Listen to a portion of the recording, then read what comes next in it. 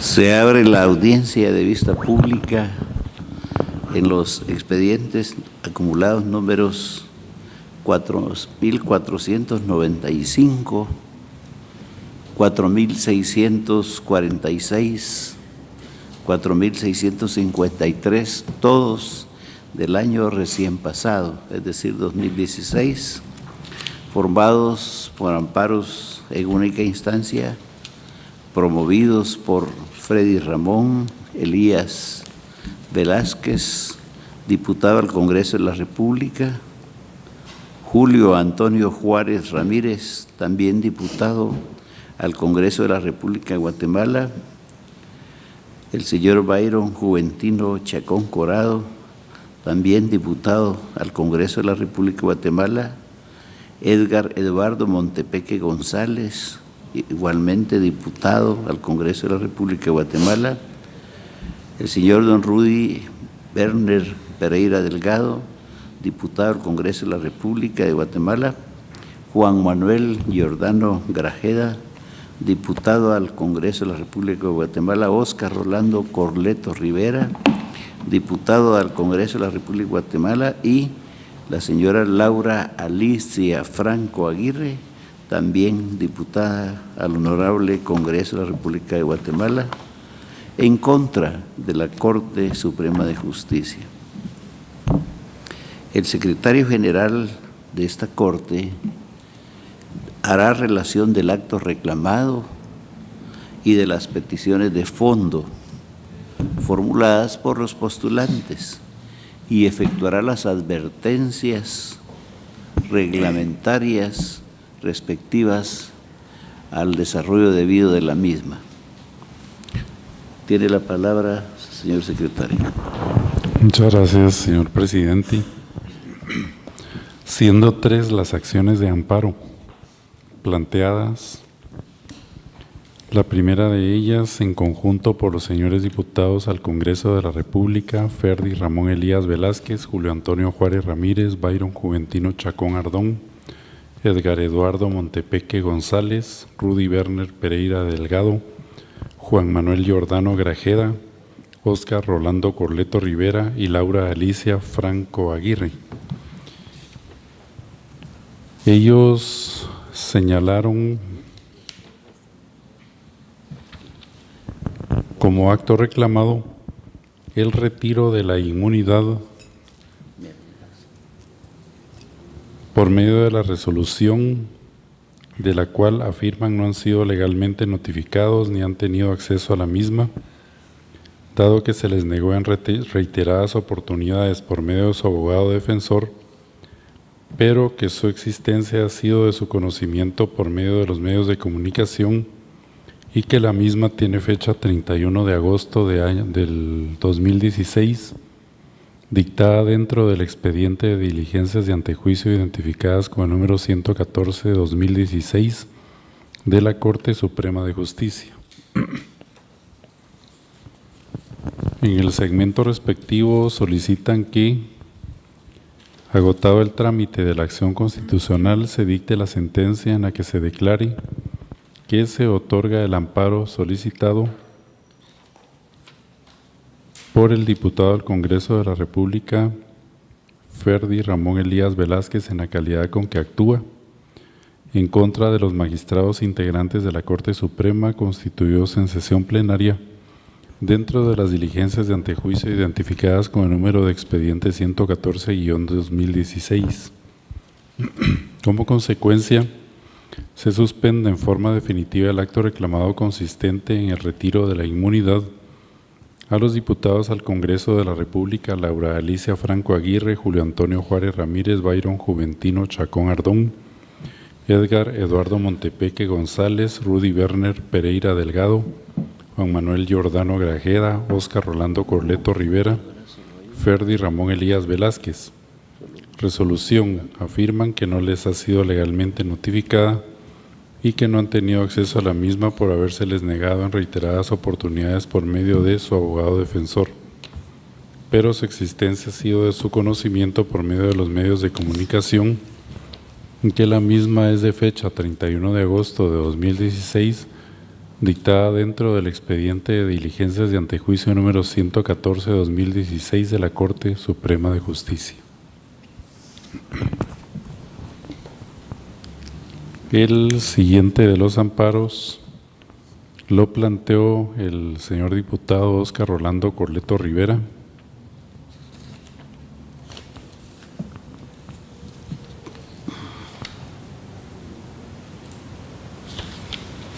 Él señala como acto reclamado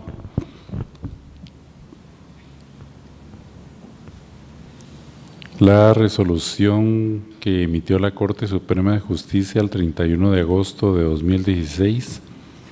en la cual se resuelve con lugar las diligencias de antejuicio promovidas por el Ministerio Público contra Juan Manuel Giordano Grajeda, Óscar Rolando Corleto Rivera, Laura Alicia Franco Aguirre, Byron Juventino Chacón Ardón, Rudy Werner Pereira Delgado, Julio Antonio Juárez Ramírez, Ferdi Ramón Elías Velázquez, Edgar Eduardo Montepeque González, diputados al Congreso de la República, en consecuencia por los hechos que fundamentaron de las diligencias de antejuicio, al lugar a formación de causa en su contra. El promotor de esta acción solicita que, luego de agotadas las contingencias procesales y en su debida oportunidad, el Honorable Tribunal de Amparo dicte sentencia en la cual se declare con lugar la presente acción de amparo en contra de la resolución que constituye el acto reclamado, que fue dictada, según su afirmación, en completa violación a sus derechos constitucionales de presunción de inocencia y debido proceso, que a su vez atenta contra el orden constitucional por ser espuria, ya que los hechos carecen de certeza, asimismo por la existencia de un desistimiento que aclara que las acciones denunciadas en su inicio no constituyen delitos, sino que únicamente fue un mal entendido. Como consecuencia de dicha declaratoria con lugar, se deje sin efecto la citada resolución y, en consecuencia por los hechos que fundamentaron las diligencias, se ordene a la autoridad recurrida para que dé exacto cumplimiento a lo resuelto en la sentencia del presente amparo según el plazo razonable a establecer por el Tribunal de Amparo y que contará a partir del día siguiente que reciba la ejecutoria y antecedentes respectivos, bajo apercibimiento de que si así no lo hiciere se le impondrá la multa de 4,000 quetzales a la autoridad denunciada, sin perjuicio de las demás responsabilidades civiles y penales en que puedan incurrir. El siguiente amparo fue planteado por el señor diputado Julio Antonio Juárez Ramírez.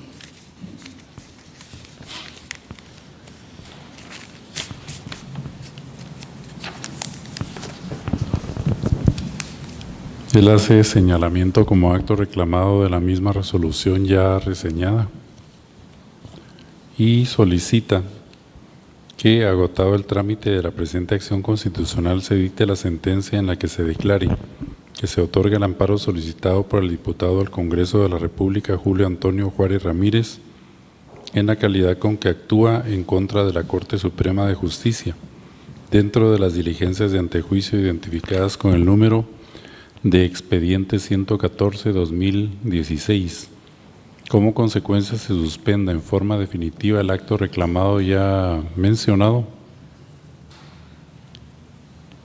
y por aparte que se emitan las declaraciones que en derecho correspondan.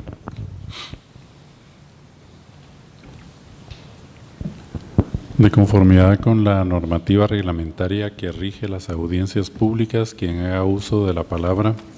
deberá dirigirse directamente al tribunal, expresar sus alegaciones en forma oral de conformidad con el objeto de la vista pública previsto en el artículo 61 de las disposiciones reglamentarias que rigen y no dar lectura a ningún documento salvo que para ello cuente con autorización previa del señor presidente. Deberá concretarse el asunto planteado, ser breve, conciso y preciso en su exposición. Para la exposición de alegaciones, cada uno de los intervinientes cuenta con un tiempo máximo de 15 minutos. Es todo, señor presidente. Muchas gracias. En esta audiencia pueden hacer uso de la palabra Los honorables señores diputados Byron Juventino Chacón Gardón, Edgar Eduardo Montepeque González, Rudy Berner Pereira Delgado, Oscar Rolando Corleto Rivera y Laura Alicia Franco Aguirre, diputados al Congreso de la República de Guatemala, quienes actúan con el auxilio de los abogados Kevin Otoniel Castro Godínez, Miller Díaz Arévalo y Jorge Arévalo Valdés. Tengo entendido que hará uso de la palabra el abogado Jorge Arévalo Valdés. De ser así, ponerse de pie y hacer uso de la palabra. Gracias. Muchas gracias, señor presidente. Respetables magistrados. Señor presidente, previo a iniciar, quisiera solicitar su venia, dado que pues represento a 5 de los diputados interponentes de las acciones constitucionales, que se me concedan pues, unos 5 minutos adicionales a los 15. Si no tuviera inconveniente, le hago esta solicitud, señor presidente. Y en segundo lugar, poder hacer uso de algunos apuntes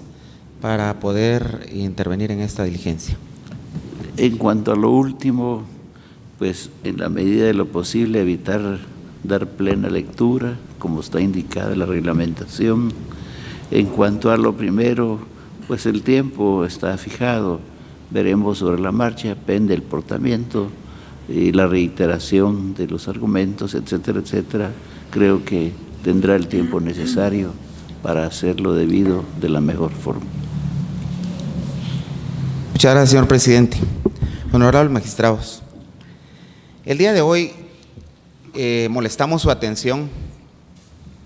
porque consideramos que este expediente de antejuicio que contiene los amparos que el señor secretario ha leído, que se han solicitado y que han sido acumulados,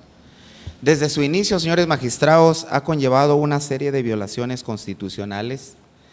Por eso iniciaré leyendo un contenido de la Gaceta 73, expediente 1486,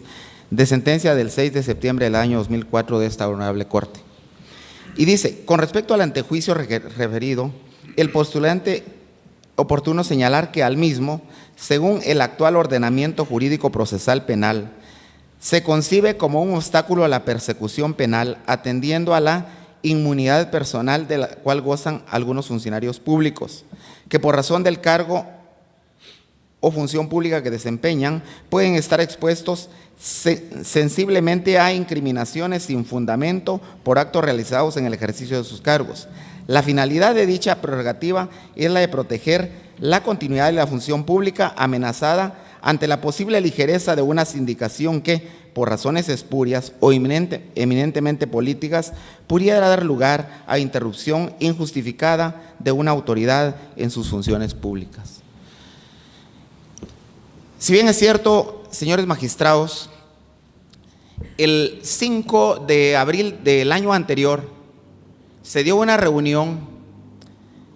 entre la bancada FCN Nación, con más de 15 diputados estaban presentes, lo dice el expediente y lo dice la denuncia. Se dio un malentendido que provocó que la señora gobernadora, posiblemente, y ella lo dice en un documento que obra en el expediente que está en el despacho de ustedes, en el cual ella presenta desistimiento total de la acción, no tenía costumbre de ejercer un cargo público, y eso provocó que ella rompiera en llanto ante algunas inquietudes que tenían los diputados, que como la Constitución les manda,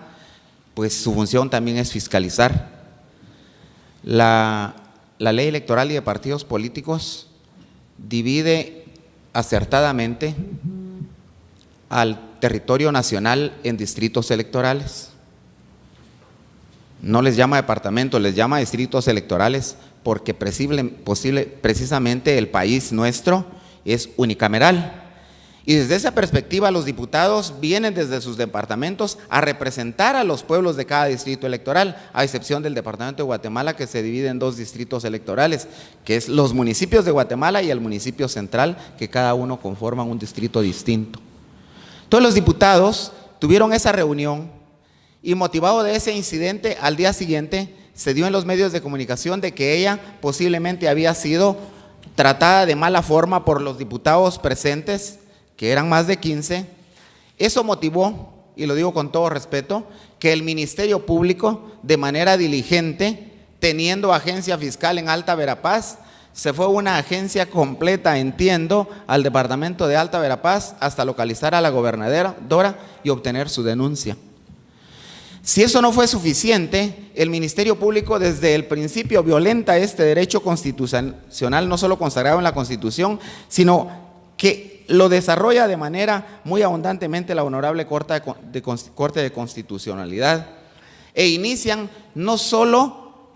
aparte de la pesquisa, inician actos de investigación. Yo creo que en ese momento el Ministerio Público desconocía la opinión consultiva en el expediente 3003-2010 de esta Honorable Corte de Constitucionalidad, en la cual se resuelve una opinión consultiva sobre un veto presidencial en el acuerdo 156-2010 que se relaciona a la ley contra la obstrucción de la justicia. Y si no estoy mal, en la página 19 ahonda la Corte de Constitucionalidad sobre la función del Ministerio Público cuando tiene en su poder una denuncia y que sea susceptible de antejuicio. Y ahí dice que el Ministerio Público, y lo dice la Honorable Corte de Constitucionalidad, no puede hacer ninguna otra actitud que trasladarla al órgano que corresponde. Señores magistrados, allí se inicia la primera violación constitucional al derecho de la preeminencia del antejuicio consagrado en la Constitución Política y desarrollado en la ley de la materia, que es la ley en materia de antejuicio. Eso no fue suficiente. Al llegar a la Corte Suprema de Justicia, la Corte Suprema de Justicia, y lo digo con todo respeto, en ese momento tenía dos actitudes, pero la principal era rechazar de manera liminar ese expediente porque ya se había violentado el derecho constitucional de los diputados que estaban siendo antejuiciados, por las razones que he expuesto. Sin embargo, le da trámite, pero lo hace olvidándose que de los órganos que conocen y resuelven el antejuicio, que es la jerarquía, pueden ser, dependiendo del funcionario, los magistrados de sala. En el caso de los diputados es la Honorable Corte Suprema de Justicia. Hay sentencias sendas de este órgano constitucional que dice que la Corte Suprema de Justicia no solo debe ser pasadora de papeles, y se lo dice la Corte de Constitucionalidad en una sentencia, si no estoy mal, en el año 2015, en un antejuicio del entonces presidente Otto Fernando Pérez Molina, en la cual la Corte de Constitucionalidad le dice que él tiene incluso la facultad de analizar los elementos que contienen el antejuicio y decidir si le nombra juez pesquisidor, o lo manda o lo rechaza in limine. Es el único órgano en materia de antejuicio que puede rechazar in limine, es la Corte Suprema de Justicia. Y ese acto lo pudo haber realizado porque el expediente ya iba viciado, violando derechos constitucionales de mis patrocinados. Al llegar como juez pesquisidor, se nombra al presidente de la Sala Primera de la Corte de Apelaciones del ramo penal, al magistrado Ferín Fernández, quien realmente, si ustedes ven el expediente, honorables magistrados, y lo digo con todo respeto, no realizó una pesquisa como lo mandan los artículos 10 y 11 de la ley en materia de antejuicios. Es más, a unos de mis patrocinados le propusieron al magistrado, en su calidad de juez pesquisidor, realizar algunas diligencias de testigos que ellos estaban proponiendo, y él dijo, les manifestó que eso no estaba permitido en la ley en materia de antejuicios, lo cual no era cierto. Sin embargo, sí escuchó a todas las partes y al emitir su informe, violenta totalmente al empezar en su informe al analizar y hacer juicios de valor. El pesquisidor está totalmente impedido de hacer juicios de valor y esa función no la podía hacer.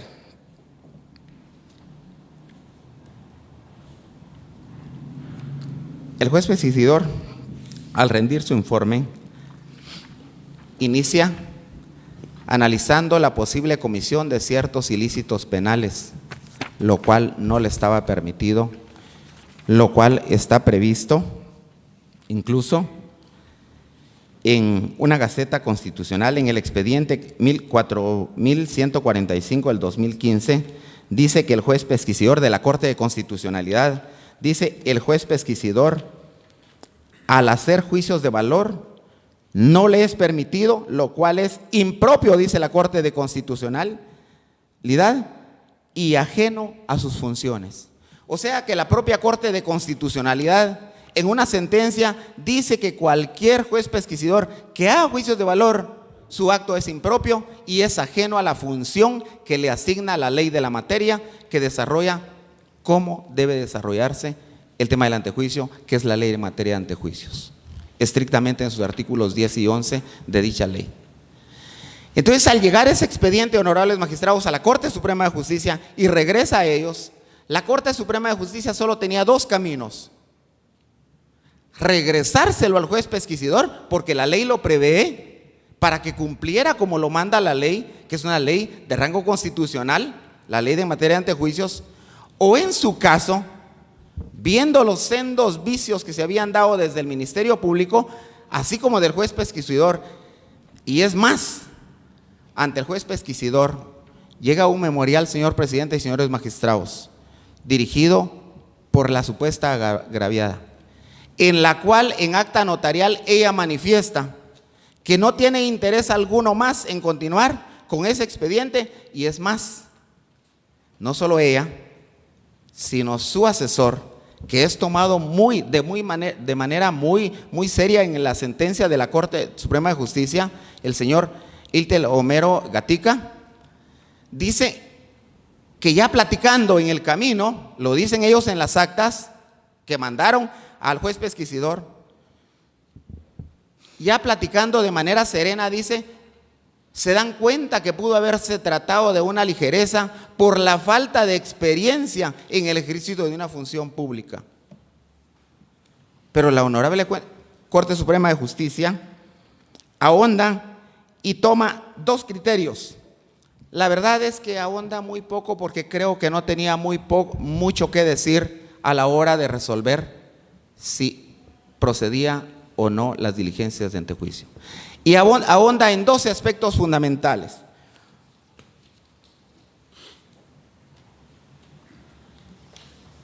Uno de ellos dice que posiblemente, y lo dice así de manera categórica, la señora gobernadora, al haber sido requerido por el diputado Corleto, así lo dice la Corte Suprema de Justicia, pudo haber sido violentada en sus derechos políticos al preguntarse y no dejarle explicar en la construcción de obras de arrastre. Y así lo dice la Corte Suprema de Justicia en su sentencia. Si los diputados, una de las principales funciones es la fiscalización, estaban requiriéndole informe de obras de arrastre. Obras de arrastre quiere decir que no puede haber subterfugios, no puede haber requerimiento de nada anómalo, porque son obras que con anticipación obviamente fueron autorizadas, y lo que pretendían los diputados únicamente es preguntar si se habían desarrollado o no las obras contratadas, y obviamente del gobierno anterior, porque apenas hacía 3 meses, 2 meses y medio que había tomado posesión la nueva legislatura. Y el segundo punto que aborda en su sentencia, en la parte expositiva de la sentencia de la Corte Suprema de Justicia, es con relación a la declaración del señor Homero Gatica, y esa obra en el expediente de los honorables magistrados de la Corte de Constitucionalidad. Y la declaración, un memorial que fue ingresado por la señora gobernadora a esta Corte de Constitucionalidad, adjunta el acta que fue autorizada al señor Gatica, y en la cual el señor Gatica dice que la señora gobernadora, de la cual él es su asesor, le comentó que realmente, estoy parafraseando, no entendió lo que estaba ocurriendo en esa reunión, y que posiblemente la falta de experiencia a ella le provocó llanto y que se pudo haber malinterpretado. Estoy parafraseando y es parte de lo que dice la redacción más importante que toma la Corte Suprema para declarar al lugar el antejuicio. La Corte Suprema de Justicia posiblemente, y lo digo con todo respeto, olvidó algunos principios constitucionales. El artículo 161, literal B, dice literal: irresponsabilidad por sus opiniones, por su iniciativa y por la manera de tratar los negocios públicos en el desempeño de su cargo. Eso dice el inciso B, refiriéndose a los diputados, que gozan de la irresponsabilidad por sus opiniones, por su iniciativa, por la manera de tratar los negocios públicos en el desempeño de su cargo. Pero si eso no quedara claro, esta Honorable Corte de Constitucionalidad, en la Gaceta 92, en el expediente 3127 del año 2007, de la sentencia de fecha 16 de abril del año 2009, dice literal esto, con respecto al 161B de la Constitución. Dice: esta Corte advierte que el derecho de expresar opiniones, estoy hablando de los diputados, objeciones, observaciones, constituye para los diputados un derecho potestativo. O sea, no es limitativo, es potestativo en la función fiscalizadora que están llamados por mandato constitucional a desarrollar los diputados al Congreso de la República. Esto debe haberlo tomado en cuenta la Honorable Corte Suprema de Justicia al momento de dictar la sentencia el 31 de agosto del año pasado. Y todos estos derechos constitucionales han sido violentados. Y el único órgano facultado y capacitado, porque estoy consciente y estoy seguro como abogado que en este país no hay ningún otro centro capaz de interpretar y de defender la Constitución que la Honorable Corte de Constitucionalidad, la cual ustedes dirigen. Continúo. La Gaceta 42 del expediente 234 de fecha 6 de noviembre del año 96, a este respecto dice: la finalidad de dicha prerrogativa es la de proteger la continuidad de la función pública amenazada ante la posible ligereza de una sindicación por razones espurias o políticas. Señor presidente, señores magistrados, en el expediente que ustedes tienen en su poder constan sendos memoriales que ha dirigido acá. De hecho, por alguna razón, acertadamente, esta Honorable Corte de Constitucionalidad le dio audiencia como tercero por 48 horas a la supuesta agraviada, la licenciada Estela Adelina Ventura Fernández. Y ella, en sus memoriales, le dice a esta Honorable Corte que viene a evacuar la audiencia, que viene a hacer uso de esa tercería que ustedes le han permitido. Estoy parafraseando, pero lo que sí dice literal es que ella ha desistido totalmente de esa acción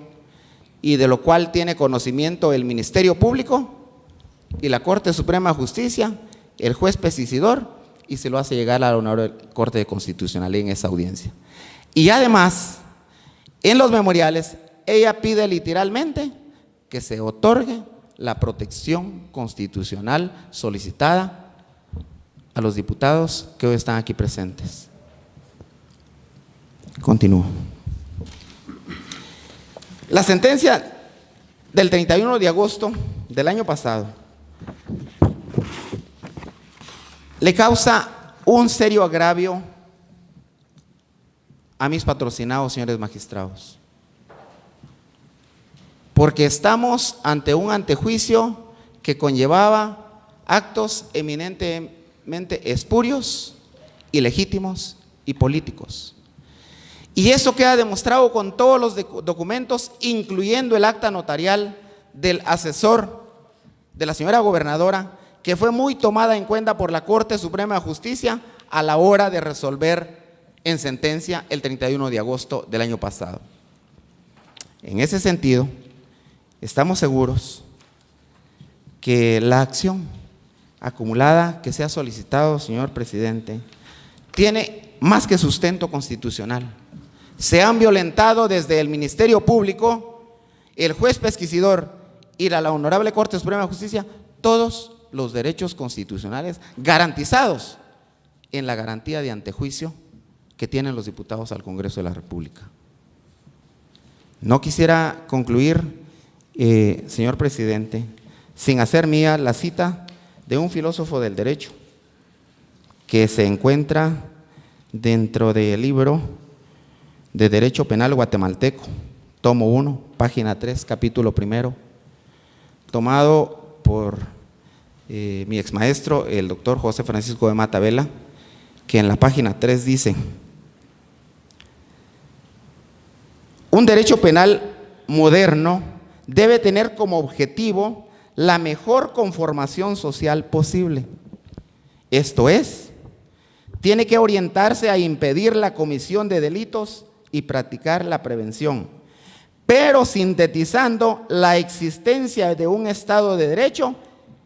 en la del Estado social. O sea, que el Estado de Derecho es uno solo y no puede ser apartado del Estado social. Y el Estado de Derecho de mis patrocinados ha sido violentado flagrantemente por los órganos que conocieron este expediente, incluyendo nuestro acto impugnado, que es en contra de la Honorable Corte Suprema de Justicia, por lo cual, señores magistrados, solicito que al dictar sentencia se declare con lugar las diligencias de amparo que hemos promovido, especialmente en favor de los diputados Byron Juventino Chacón Ardón, Óscar Rolando Corleto Rivera, Laura Alicia Franco Aguirre, Edgar Eduardo Montepeque González y Rudy Werner Pereira Delgado. No me queda más que pedirle a los honorables magistrados que cuando revisen el expediente ahonden y concluyan que lo que yo he dicho hoy no lo he dicho porque venga a platicar o a exponerles un caso. Consta dentro del expediente cada uno de los puntos que el día de hoy he expuesto, rogándoles que declaren con lugar el amparo solicitado, especialmente en favor de los 5 diputados que yo patrocino. Muchas gracias, señor presidente, muchas gracias, señores magistrados. Para servirle.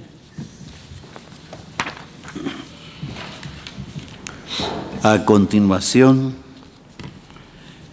habla el Ministerio Público a través de la Fiscalía de Asuntos Constitucionales, Amparo y Exhibición Personal, por medio de la agente fiscal abogada Gilda Toledo Barrios y Heidi Patricia Esteban López de Escobar, quienes podrán actuar en forma conjunta, separada o indistintamente. Tiene la palabra la abogada Gilda Toledo Barrios. Muchas gracias, señor presidente de la Corte de Constitucionalidad, magistrados y magistradas, señores abogados y señores diputados presentes. La Fiscalía el día de hoy comparece en el día y hora señalado para la vista pública dentro del expediente en única instancia, identificado en esta Corte con los números acumulados 4495, 4646 y 4653, todos _2016. En forma reiterada ya se ha indicado los nombres de las personas interponentes del amparo, que son diputados al Congreso de la República, por lo que esta Fiscalía, al referirse a los amparistas, precisamente se referirá como amparistas o interponentes del amparo por razón de economía procesal. En el presente caso, señores magistrados, se señala como acto reclamado lo resuelto por la Corte Suprema de Justicia con fecha 31 de agosto del 2016, dentro de las diligencias de antejuicio identificadas con el número 114-2016, en medio de la cual la autoridad que se señala como autoridad reclamada declara con lugar a formación de causa en contra de los ahora amparistas, y lo cual genera la presente interposición de amparo. Señalan los postulantes como violación a los preceptos constitucionales por parte de la emisión del acto reclamado los artículos 12, 2, 14, 29, 203 y 204 de la Constitución Política de la República de Guatemala.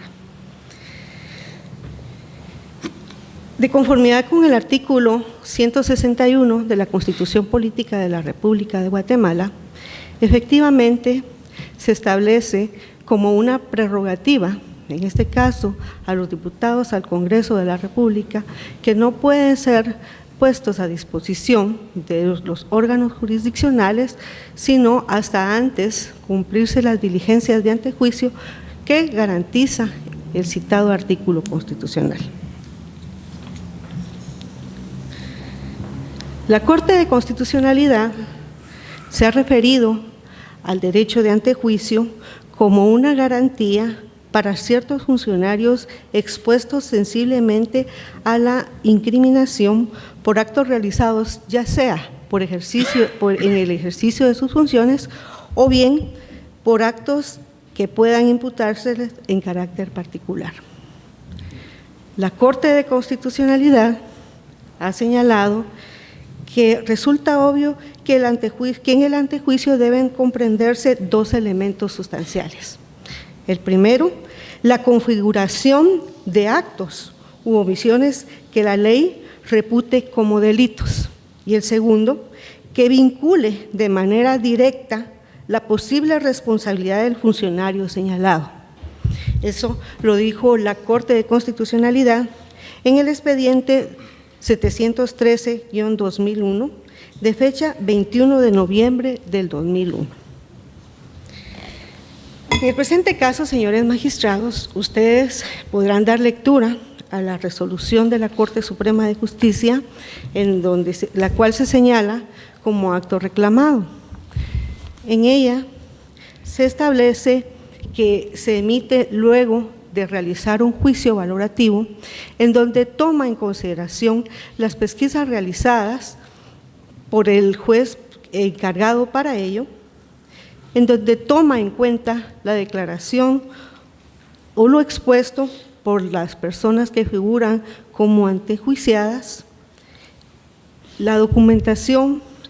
que justifica la citación que se da a la licenciada Estela Adelina Ventura Fernández, gobernadora departamental de Alta Verapaz, así como la declaración de varios testigos en donde se establece por uno de ellos que al llegar al lugar escuchó que en el lugar donde estaban reunidos las personas antejuiciadas se escuchaban palabras soeces y que al salir la gobernadora departamental de Alta Verapaz, ella se encontraba llorando, lo cual para la Corte Suprema de Justicia guarda relación con los hechos objeto de la denuncia. También establece la Corte Suprema de Justicia en su resolución que de las declaraciones testimoniales, así como lo expresado por los antejuiciados, permite determinar que aquellos se encontraban en el lugar donde se llevó a cabo la citada reunión y que estuvieron presentes, si bien algunos de ellos no se estuvieron en toda la citación, por los cuales las referidas dentro de sus alegatos, también no es que sí participaron en forma temporal. Es aquí, señores magistrados, en donde la Fiscalía se detiene a hacer una reflexión en cuanto a los dos elementos que ya se citaron en la sentencia de la Corte de Constitucionalidad. Primero, la posibilidad de que los hechos pudieran ser actos delictivos y la vinculación de las personas antejuiciadas.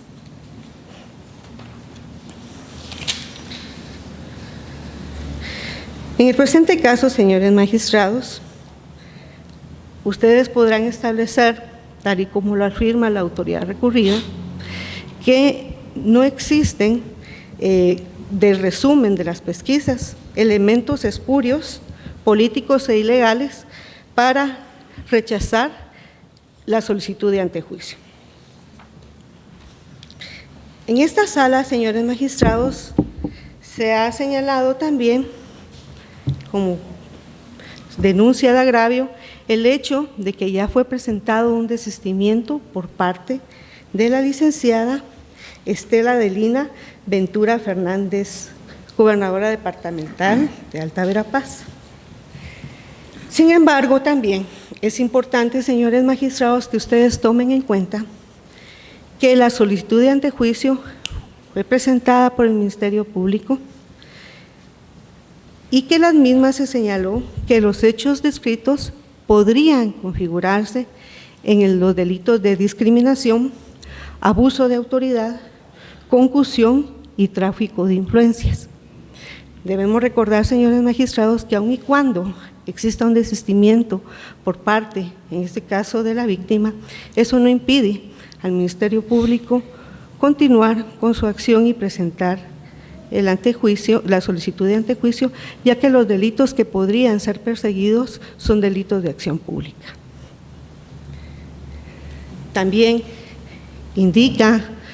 se indica en esta sala, y de los argumentos vertidos en los memoriales de interposición, la negativa de información y acceso al expediente consistente en las diligencias de antejuicio. Sin embargo, dentro de la interposición del amparo, no señalan una prueba que demuestre dicho extremo, por lo que el agravio, al no acreditarse, no puede ser susceptible y reparado por esta vía. Son cuestiones fácticas que debieron en su momento acreditarse.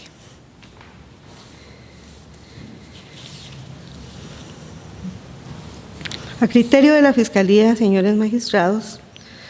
en el presente caso, la autoridad recurrida ha actuado en el ámbito de sus facultades de conformidad a lo establecido en el artículo 203 de la Constitución Política de la República de Guatemala, quien, al conocer con base y competente, con base a lo establecido en la ley de materia de antejuicio, determina y emite un juicio valorativo, por lo que no existe un agravio susceptible de ser reparado por esta vía. De esa cuenta, señores magistrados, con todo respeto, en esta oportunidad, el Ministerio Público solicita que la protección constitucional solicitada sea denegada al no existir un agravio que pueda ser reparado en esta vía. Únicamente, señores magistrados. Se concluye la presente audiencia.